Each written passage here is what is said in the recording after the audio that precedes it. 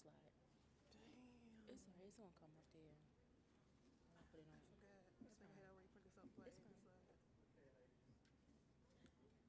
fine. Good afternoon, everyone. Good afternoon. Oh, God. Oh, you gotta speak into the mic. Good afternoon, everyone. My name is Ramika Wright. I'm the president of the Association of Black Social Work Students here on Coppin State. And I'm majoring in social work, of course. This is my senior year. I'll be graduating in May. Thank you, thank you. And I will be attending University of Maryland School of Social Work for my master's degree. Good afternoon. I'm Chanel Goods. I'm also majoring in social work. I'm the vice president of ABSW, and I too will be attending University of Maryland School of Social Work in the fall.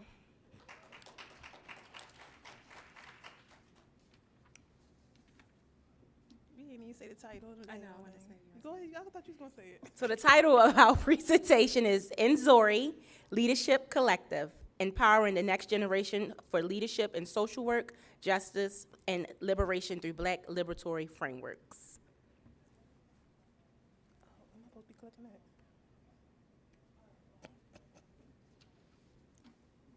It's not clicking. Is it on?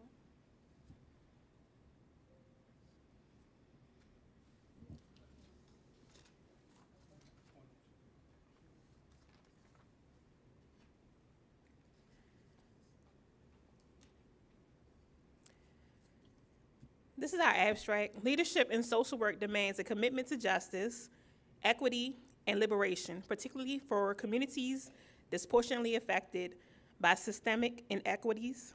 This interactive workshop will explore the role of Black liberatory frameworks in preparing student leaders and emerging professionals for transformational leadership in social work, grounded in anti-racist, anti-oppressive, and trauma-informed approaches.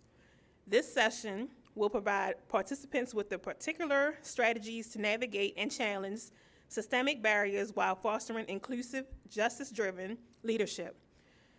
Participants will critically engage with historical and contemporary models of Black-led social justice movements and examine how these frameworks can inform their advocacy and practice.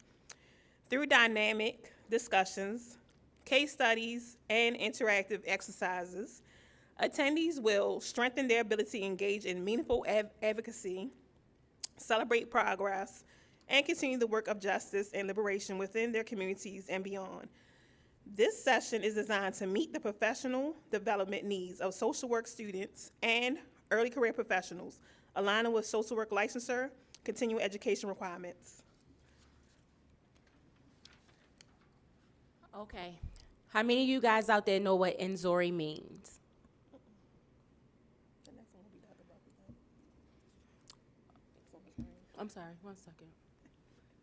We gotta introduce our creator of the collective. Sorry. Dr. Buckley, Nzuri Leadership Collective. The Nzuri Leadership Collective is an initiative developed by Social Work Department Chair, Dr. Melissa Buckley, to support and empower student leaders, designed to foster leadership development, collaboration, and excellence. This collective provides valuable opportunities for growth and connection. This is a glimpse into the Nzuri Leadership Collective. Thank you. Okay, how many of you know what Nzuri means? Don't look at the screen. Don't look at the screen. Don't look at the screen. Okay. So we're going to let the spirit of Nzuri guide you. Good, beautiful, excellent. Nzuri is empowerment, cultural pride, and excellence. Nzuri is Swahili and can represent the beauty of uplifting others, leading with purpose and strength, and bringing about positive change. Social work leadership reflects Nzuri by breaking barriers, advocating for justice, and empowering those we serve.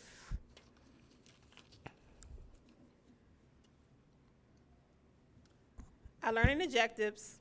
By the end of this workshop, Participants will be able to apply Black liberatory frameworks to social work leadership, analyze the historical and contemporary applications of Black liberatory frameworks in social work, leadership, and advocacy, developing strategies to integrate these principles into their professional practice, engage in ADEI, anti-racism, diversity, equity, and inclusion leadership, examine the role of ADEI in social work leadership, identify ways to implement anti-oppressive, cultural response, and equity-driven practices in organizational and community settings.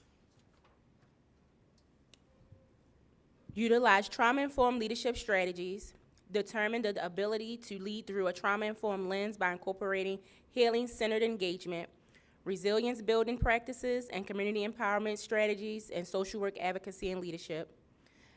Navigate and challenge systemic barriers, critically assess systemic inequities affecting marginalized communities, and develop actionable plans for dismantling oppressive structures through social work leadership, policy engagement, and grassroots activism. Strengthen ethical and professional leadership competencies, enhance leadership skills in ethical decision-making, collaborative organizing, and policy advocacy to advance social justice initiatives within HBCUs, community organizations, and professional social work settings. These objectives are also for those who are current field instructors, supervisors, and for anyone who supervises individuals seeking licensure. How to apply Black liberatory frameworks to social work leadership. A liberatory framework is an approach or conceptual framework that seeks to challenge and dismantle systems of oppression, inequality, and injustice. It aims to create space and conditions where marginalized individuals and communities can actively participate in their liberation and transformation.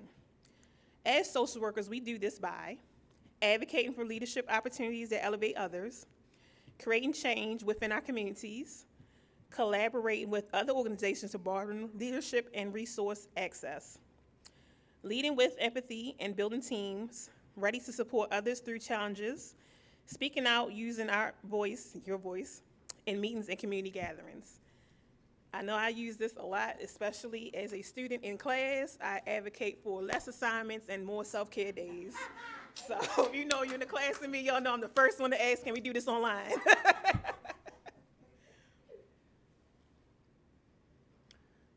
How do we engage in ADEI?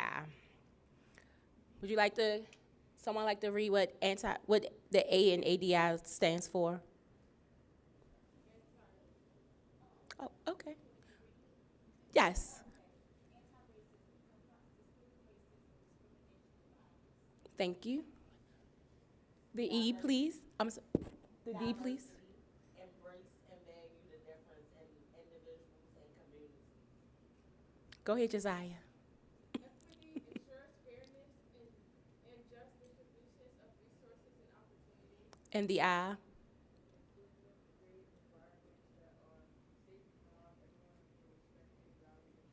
Thank you.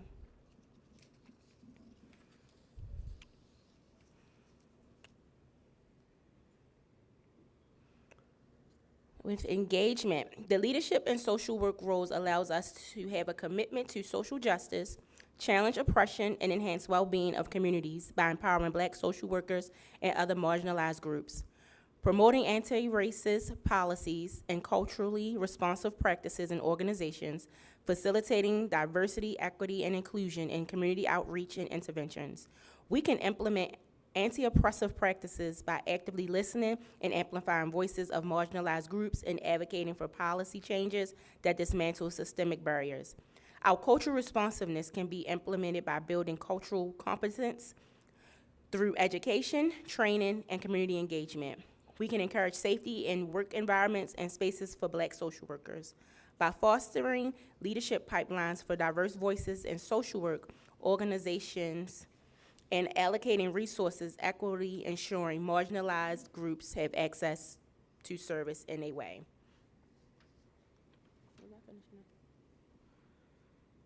Our cultural responsiveness can be implemented by building cultural competence through education, training, and community Did I just read that? I'm sorry, y'all. I feel like it's the same. It is. It's just the thing went on the bottom. It is. Okay. Thank you. Do you guys have any questions about ADEI or ways that you all can implement it in your spaces? No? All right. How to utilize trauma-informed leadership strategies. These strategies are an approach to understanding and acknowledging the impact of trauma on individuals and leading with awareness that trauma can influence people's behavior or performance. Building a safe environment, being supportive, empowerment, open communication, cultural sensitivity, and collaboration. So with trauma-informed leadership, it's important to understand how we may speak to others, where we might not feel as if though we're coming off a certain way, others might receive it differently, because sometimes you could be speaking from your trauma and they could be receiving in their trauma. So you have to understand how to know the person, read the person's body language, and how to speak so that you can get your point across and also not lose the message that you want to give to that person. It also helps with us passing on information to other people in the community. You know, a lot of the underserved community, we have to be approachable to the customers and clients.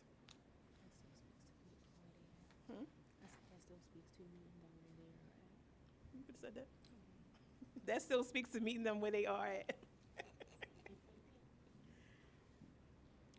How to navigate and challenge systemic barriers.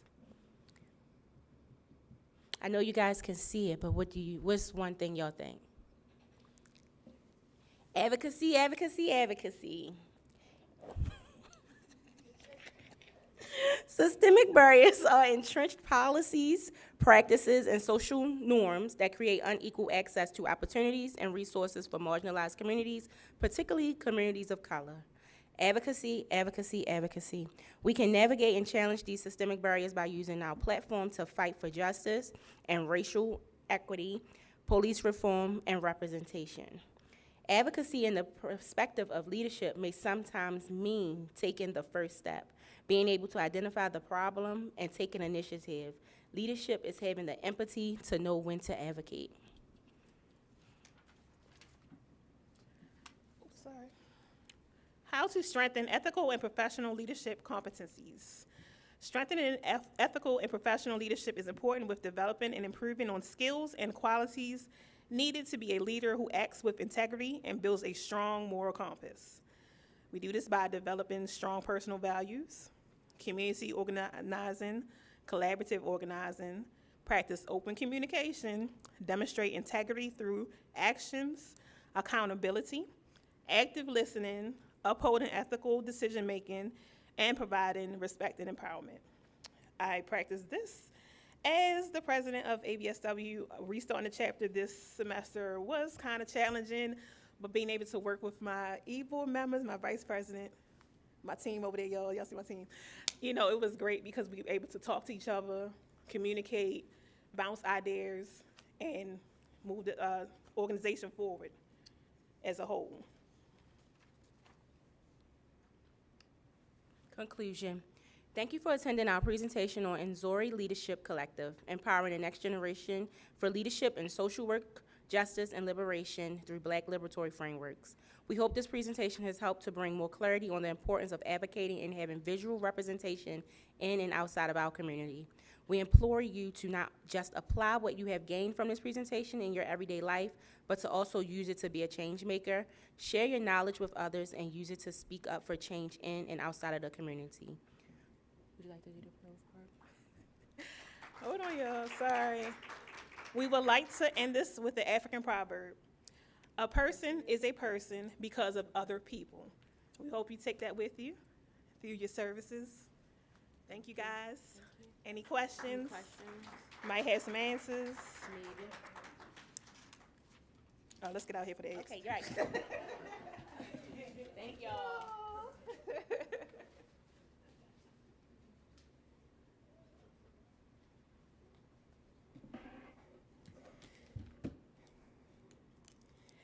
All right, what an impactful day, would you say? Let's give it up for such a wonderful day.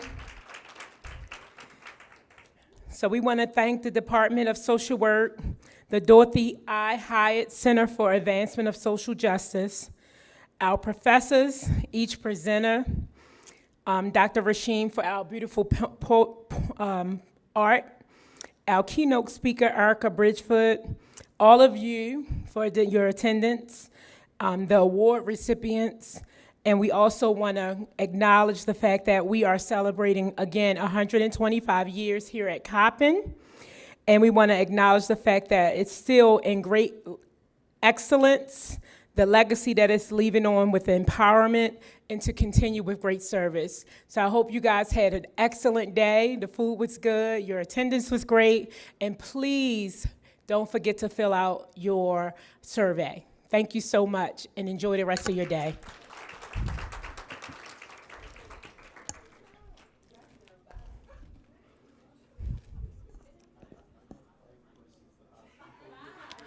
5 questions? We good, sir?